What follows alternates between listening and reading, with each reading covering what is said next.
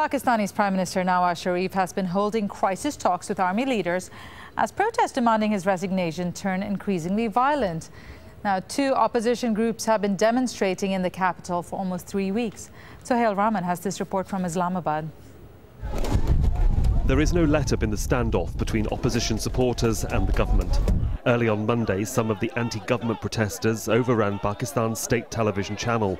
Hundreds of them stormed the headquarters of the national broadcaster and cut off transmission. It wasn't long before the army and paramilitary moved in to clear the demonstrators and resume TV service. Seizing the news channel, albeit briefly, is the latest episode in an increasingly tense standoff. While security personnel fired tear gas and rubber bullets to disperse the crowd, some protesters were arrested and a few security personnel were injured.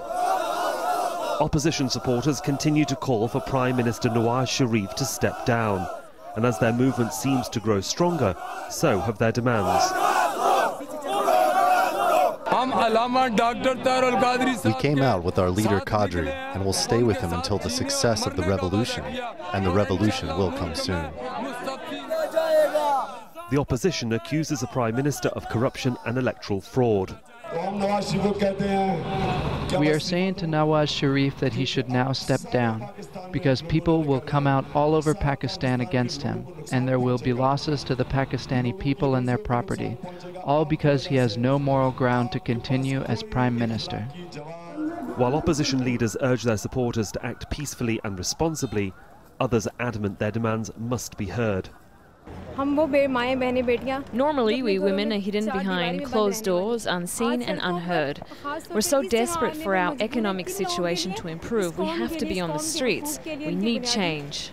On Sunday, the military announced it would not intervene in the crisis, suggesting respective political leaders have to find a way out of the current situation through dialogue. And on Monday, the Chief of Army Staff relayed that position to the Prime Minister at a meeting in the capital Islamabad. At times of national instability, Pakistan has often observed the military taking over, and no one is ruling out that option. But now the Chief Justice has offered to help. He sent out legal representatives to speak to all of the stakeholders to try and find an amicable solution to the problem. He's hoping he can make a difference and offer Pakistan and its politicians a way to continue democracy to flourish, or usher in the possibility of another military coup. Sohail Rahman, Al Jazeera, Islamabad.